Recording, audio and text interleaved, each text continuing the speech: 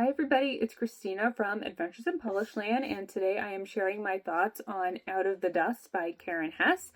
I read this for the American Lit Reading Challenge for a book set in Oklahoma, and this is actually a reread of a book from my childhood.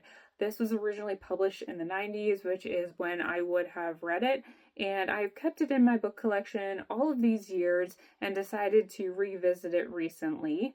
This one is set in the 1930s. It's a historical fiction novel, and we are following Billie Jo. She is the young daughter in a family made up of her parents, and that's it because her mother has been having a very difficult time having any other children, though she is currently pregnant, and they are hopeful that this pregnancy will lead to a new baby in their family. In Oklahoma, they are dealing with terrible weather. As you can guess by the title, they deal with the dust storms, which means it gets very windy, very dusty, and very dry. And because of that, their farm is suffering. The crops get damaged very easily, and if they don't have crops, they don't have crops to sell. So they are dealing with poverty as well. This book is written in, I would say, a series of poems or written in verse. They are not rhyming poems or anything like that, but as you can see, they are written like this throughout, where you'll get a title and then a poem about that title. And this is how the entire book is written, so because of that, it is a very quick read. I'm not sure that I love the writing style, or I'm not sure how effective it is, but the book did win the Newbery Medal, so I suppose those more literary than I appreciated that form. But for me, the story is truly heartbreaking because Billie Jo goes through so much in her young life that is so unfathomable. She deals with a terrible tragedy that she feels responsible for, even though she's not.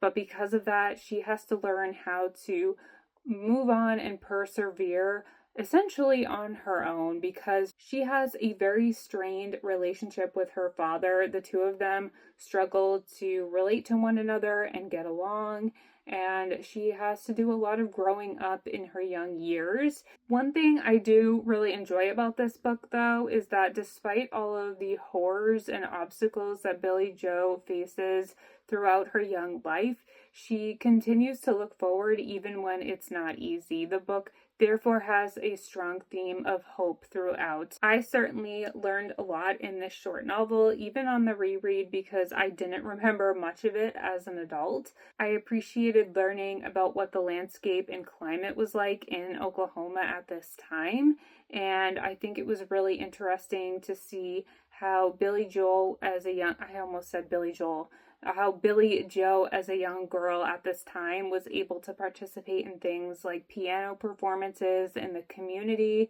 and she was able to go to the store by herself and buy supplies for her family, and it just was a good look at life in her community at this time in the 1930s. I also thought it was interesting how there were several references to the president and the New Deal. That was very fascinating because Billie Jo's community gets help from the government for their farmland, so I liked learning about that as well. And I do think this book is pretty emotional towards the end. I got a little bit choked up. I won't spoil it, of course, but I think despite everything that she faces throughout the pages of this book, she is able to move forward in a way that makes sense for her and her family, and I found it very touching in the end. I don't have too much else to say about this book. It is written in verse and it is a children's novel, so it read very quickly in one day for me. You could probably read this in one sitting if you had an hour or two to spare. But I do recommend it, especially if you are looking to learn about the Dust Bowl in Oklahoma. And fun fact, I was actually reading this on the bus into Boston one day, and a woman on the bus told me that she used to teach this in school. So this is definitely a book that kids are familiar with, and if you are interested in having a historical fiction lesson in your classroom, this might be a good book to visit for that purpose. In the end, I gave this a 3.5-star rating. I'm glad I revisited it, and I'm glad I was able to add it to my challenge because it wasn't on my TBR originally, but Now I get to check Oklahoma off my list, and I'm excited to do that. If you've read Out of the Dust, I would love to know your thoughts on it in the comments below. And if you have any recommendations for books set in Oklahoma, I would love to hear those as well. If you want to learn more about the American Lit Reading Challenge, I will leave my playlist linked in the description box below. That way you can learn about the other books that I've read and stay tuned for the next ones. Thank you so much for watching. Bye.